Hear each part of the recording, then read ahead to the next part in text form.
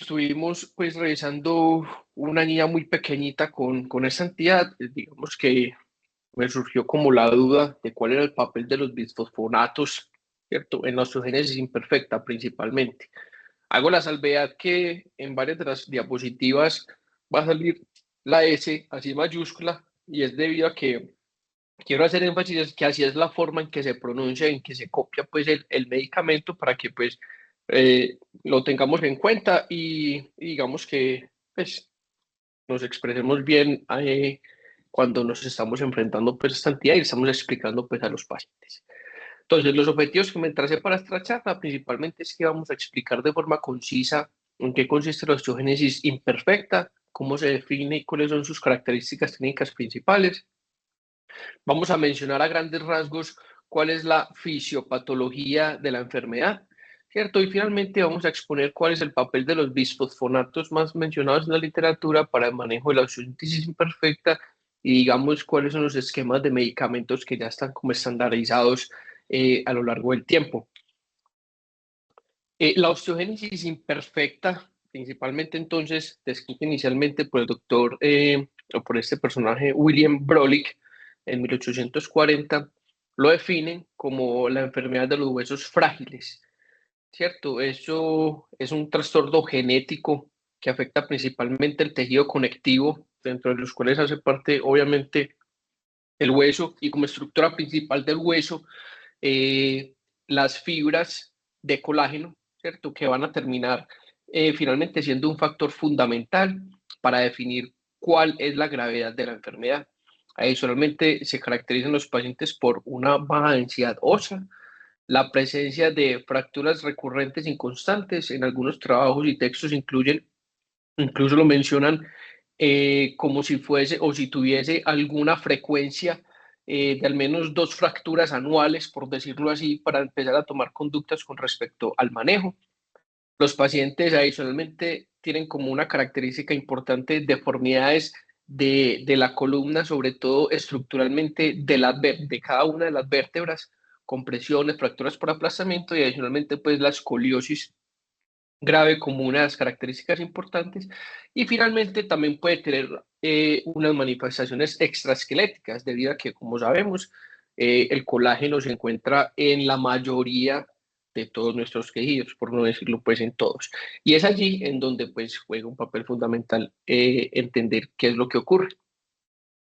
Inicialmente, la clasificación de Silence, o después de tener la descripción dada por William Brolik, es una clasificación que fue escrita inicialmente desde 1979, listo, y es en donde se describen aproximadamente 5 tipos. En algunos textos ya están diferenciados otros 2 tipos que puede llegar hasta el número 7. Inicialmente pues lo definen como la número 1, una enfermedad que es leve, no deformante, que tiene como una característica clínica las escleras azules, ¿cierto? Y una fractura cada 2 años, como les venía mencionando.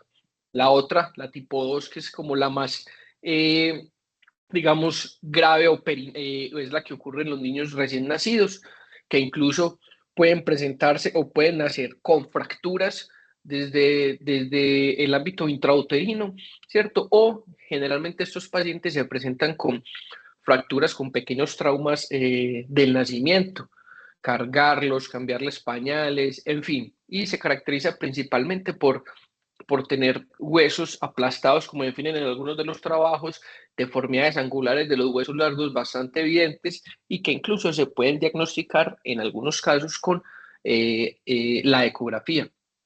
La número 3, que es la más severa, ¿cierto? Descrita pues luego de la perinatal, es la enfermedad que es progresiva, que se caracteriza principalmente por en los pacientes tener dentinogénesis imperfecta, y también en algunos escenarios presentar las escleras azules. La número 4, que puede tener una combinación de cada uno de los 3 fenotipos previos. Y finalmente la número 5, en donde se presenta una característica muy importante, y es que los pacientes van a generar, según donde tengan el trauma, ¿cierto? Desarrollo, pues, o donde tengan la fractura, porque recordemos pues que no tiene que ser a causa de un trauma, desarrollo de un callo hiperplásico o bastante prominente y adicionalmente compromiso en la membrana interósea como una de las características fundamentales. Hay que tener en cuenta, y esto pues yo lo aprendí mientras estaba repasando esto, es que no todos los pacientes que tienen osteogénesis imperfecta van a desarrollar o van a tener como una característica las escleras azules, ¿cierto? Al igualmente que la dentinogénesis imperfecta, pero cuando estamos en contexto de algún escenario de un paciente que posiblemente no sea tan claro su riesgo o la sospecha no sea tan evidente de una osteogénesis imperfecta, si tenemos uno de estos dos cuadros clínicos, pues obviamente eso ya sí lo haría casi que pacto gnomónico de tener un diagnóstico claro de la osteogénesis. Entonces, aquí vemos cómo se observan, pues, y cómo clínicamente se podrían observar las escleras azules, ¿cierto? La dentinogénesis imperfecta en algunos pacientes, que el doctor Galván me ha contado un par de anécdotas que ha tenido con pacientes que finalmente, pues, termina evaluándolo junto con la odontóloga y obviamente, pues, casi que hacen el diagnóstico. Y las deformidades óseas de los huesos largos, como las curvaturas prominentes, lo que mencionaban pues inicialmente como huesos de cristal o el compromiso pues de la membrana interósea del callo hiperplásico. ¿Qué es lo que ocurre entonces principalmente como en la forma de la patología? Generalmente los pacientes van a tener, digamos, una alteración en el componente medular o interno pues del hueso, independientemente de la causa genética que esté generando pues esta enfermedad. Eh, los principales afectados van a ser los osteoblastos, que son las células principales encargadas de generar hueso. ¿Qué es lo que ocurre? Además, que los osteoblastos generan la síntesis de osteocitos, de componentes de matriz extracelular, la secreción y el desarrollo del colágeno tipo 1, que es un componente estructural importante de los huesos, se va a ver alterado, o sea, por su síntesis a través pues, de toda la codificación genética. Ya sabemos pues que está formado por una cadena A2 y por dos cadenas A1, que eso es lo que forma pues una hélice al final de su traducción y es lo que va a ir a formar la estructura ósea.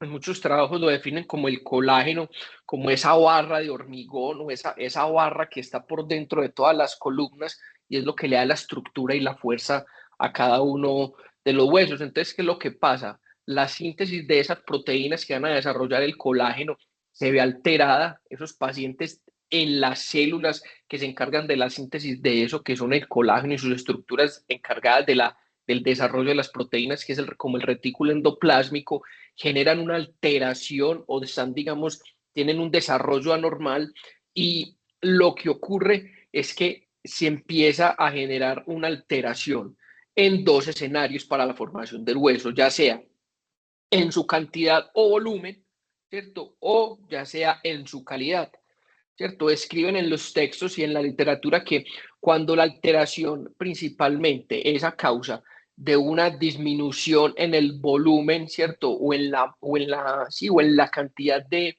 fibras de colágeno tipo 1, en los pacientes que desarrollan este tipo de osteogénesis imperfecta, digamos, van a ir principalmente más hacia las formas leves, hacia la forma tipo 1, e incluso el diagnóstico muchas veces se hace de forma más tardía. Al contrario, que cuando los pacientes desarrollan una forma más grave y más temprana, es debido a que tienen una alteración, ya sea es en la calidad de esas fibras de colágeno. Y adicionalmente, pues se ha sabido que las otras células encargadas de síntesis de proteínas, como los fibroblastos que están en los otros órganos, también generan una síntesis anormal de colágeno tipo 1 y es por eso que la osteogénesis imperfecta la debemos tomar no solo como una enfermedad que afecta principalmente los huesos, sino que también debemos tomarlo como una enfermedad sistémica que ocupa y que puede afectar varios de los órganos de nuestro cuerpo y adicionalmente pues es como lo va a tener las manifestaciones clínicas como se ha venido mencionando, ¿cierto? El diagnóstico Inicialmente, de forma clínica, es, digamos, la clásica y es lo ideal para hacerlo, un examen físico y clínico acucioso, sobre todo con la anamnesis. Hay que empezar a evaluar cuál es el escenario en el cual los pacientes han desarrollado las fracturas al nacer, ¿cierto? Con traumas leves, como les mencionaba, principalmente bebecitos que simplemente uno les está cambiando el pañal, les está haciendo algún movimiento, sacándole los gasecitos o simplemente al nacer nacen con fracturas. Eso es un paciente que clínicamente pues hay que empezarle a descartar que tengamos una osteogénesis imperfecta. Otros escenarios en los cuales podemos, digamos, descartar que el paciente tenga otra alteración en el metabolismo óseo, sea como la hipofosfatasia o el raquitismo, se pueden ayudar a hacer un diagnóstico o a descartarlo a través de estudios de sangre u orina o incluso con el objetivo de desarrollar un diagnóstico temprano e impactar tempranamente en dicha enfermedad los diagnósticos prenatales como el ecográfico o incluso una muestra de sangre a partir de las vellosidades coriónicas, como mencionan en algunos de los trabajos, sería un examen útil o un estudio útil para tener un diagnóstico prenatal y así estar preparados desde un comienzo para lo que se nos viene. Mencionan que este estudio lo ideal es que se logre tomar la muestra luego de la 10ª semana pues, de gestación. Y obviamente no está de más descartar que estemos en el escenario de un abuso infantil, ¿listo? O maltrato infantil. Obviamente, pues, teniendo en cuenta que los pacientes tienen fracturas de los huesos largos. Por otro lado, pues es importante, obviamente, definir cuál es el diagnóstico genético, porque de allí a que tengamos según cuáles sean los genes afectados o según cuál sea el patrón de compromiso de los pacientes con osteogénesis imperfecta, es allí en donde los bisfosfonatos van a tener una buena cabida, ¿cierto? Los genes principalmente afectados para el desarrollo de la síntesis de colágeno van a ser principalmente el COL1A1 y el COL1A2, ¿cierto? Que son los que realmente van a tener una buena respuesta a los bisfosfonatos que ocurren en la mayoría de los pacientes, pero ya se ha descrito en la literatura que vienen otros genes que han sido implicados en el desarrollo de la osteogénesis imperfecta y es allí en donde las nuevas terapias que han venido saliendo, como el denosumab y otro tipo pues, de antirresortivos, van a tener cabida, que pues posiblemente sea a causa de otra charla. En este caso, pues vamos a hablar más adelante principalmente de los bisfosfonatos. Y es aquí entonces cuando hablamos del papel de los mismos. ¿Cuál es la función? Inhibir la actividad osteoclástica y la resorción ósea en el hueso. ¿Con qué fin? Empezar a mejorar la densidad mineral ósea.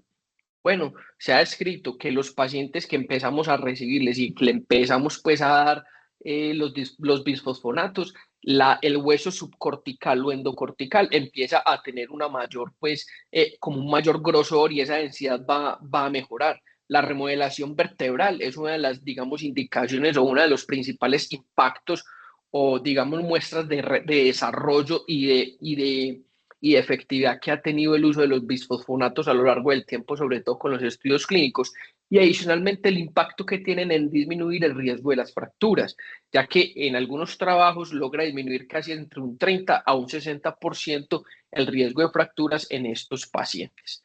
¿Qué es lo que pasa? Principalmente, pues el bisfosfonato se endosita al interior de la célula, este genera del osteoclasto y este le empieza a generar pues como una apoptosis y hace pues e inhibiendo pues toda su función osteoclástica, favoreciendo y predominando toda la función de los osteoblastos. Y es allí en donde todos estos parámetros óseos, densidad mineral ósea, la remodelación ósea y la mejoría de algunos síntomas, los pacientes empiezan a ver bastante mejoría luego del inicio del uso de los bisfosfonatos, ¿cierto? Hay trabajos en donde muestran la calidad de la remodelación que pueden tener o digamos el efecto y el impacto que tienen en la columna vertebral. Si ustedes pueden ver a lo largo de la columna torácica de este paciente y luego tenemos pues un colapso y como unas vértebras casi en forma de triangulito en la región anterior y posterior y luego de un uso de 4 años intravenoso del bisfosfonato, podemos observar cómo las vértebras empiezan a tomar otra vez su altura normal, se empiezan a remodelar y empiezan, pues, digamos, a obtener una anatomía un poco más favorable para la función del paciente, ¿cierto? Entonces es importante que cuando empezamos a hablar del papel del uso de los bisfosfonatos en la osteogénesis imperfecta, hay que recalcar que su primer uso fue en 1987, ¿cierto? Se ha venido a lo largo del tiempo decantando por el uso intravenoso por encima del oral debido a que, como son pacientes niños, es una población pediátrica, la adherencia es mucho mayor y adicionalmente pues ha mostrado mucha mayor efectividad a lo largo del tiempo. Para Watt y sus colaboradores, digamos que la tendencia desde ese momento se empezó a inclinar por el uso pues, por el uso del risendronato, debido a que el alendronato con respecto a las fracturas vertebrales no logró disminuir la incidencia ni la remodelación de las mismas. Y es por eso que Bishop, en un trabajo que hizo comparativo en algunos de estos escenarios, logró un mejor desenlace o una mejor función con respecto al risendronato sobre el alendronato.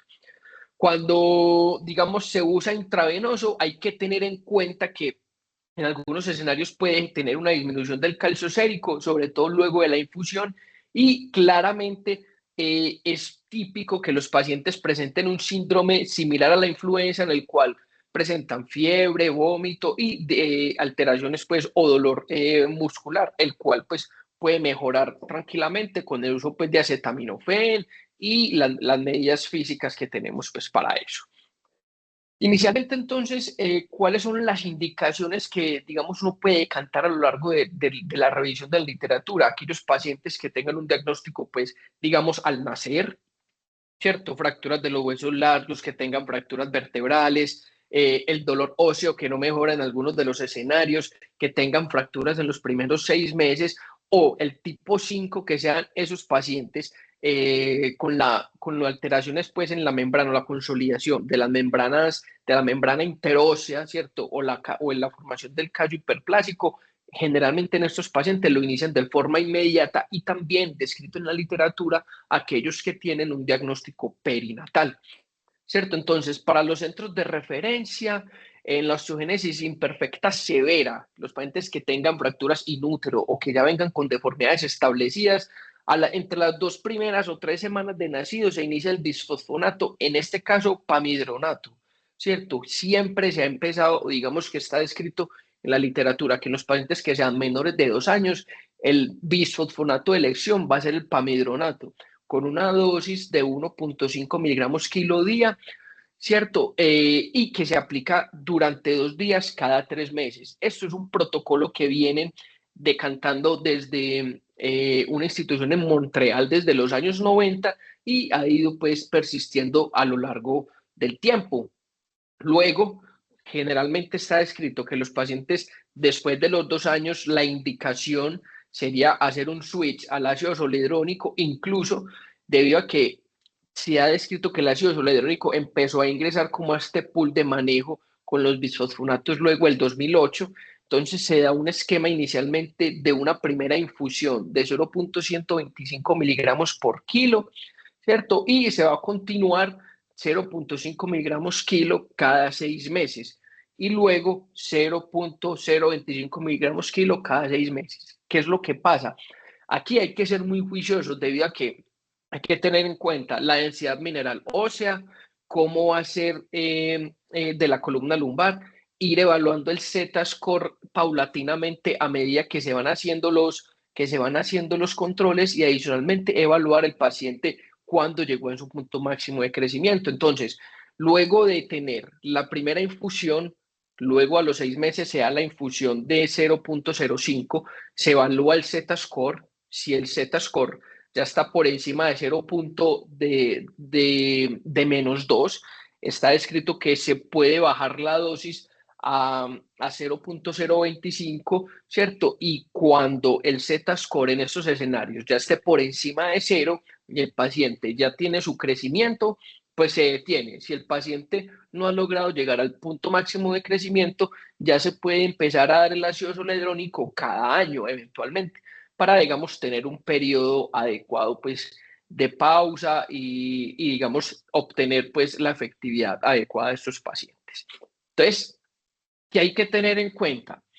Que cuando se usa el ácido zoledrónico y el pamidronato, cada uno tiene sus indicaciones claras, ¿cierto? Generalmente el pamidronato, como les había dicho, es en pacientes menores de 2 años y el ácido zoledrónico ya pues se puede empezar a dar en los pacientes mayores de 2 años. Ojo, que hay que tener en cuenta unos puntos importantes que pude evidenciar en la literatura.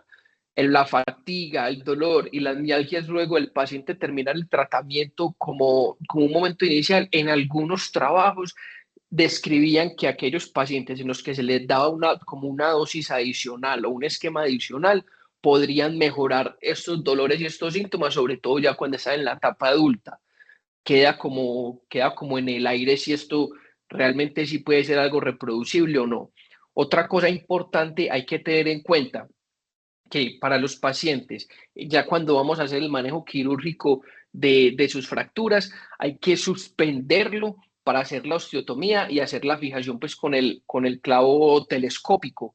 Ojo, eso está escrito en la literatura que lo ideal sería aplicar, digamos, el medicamento, darle el esquema que requiere para ese mes, dar un descanso de 2, 3, 4, 5 días que pase como el periodo de los síntomas como para el dolor, se puede operar y no se puede dar, digamos, no se puede aplicar el medicamento adicional hasta luego de mínimo 4 meses, según en el periodo que vaya, debido a que se ha descrito que puede generar un retardo de la consolidación. ¿Cierto? Entonces, incluso para muchos colaboradores se les daba 4 meses de descanso a estos pacientes luego de realizar la osteotomía, que debía ser de baja energía, ¿cierto? Y lograron obtener una disminución en la consolidación más o menos de un 70 a un 40%, para que lo tengan claro. Y adicionalmente se ha visto que aquellos pacientes que presentan en la etapa más grandes o digamos ya cercanos a la adolescencia, que presentan tipos, digamos, fracturas atípicas, no es del todo claro si realmente la fractura es a causa de los bisfosfonatos o si realmente es a causa de la enfermedad per se. Finalmente, pues el manejo en este escenario podría ser pues muy similar, pero es algo que queda ahí como en el aire y faltarían como más estudios para esto.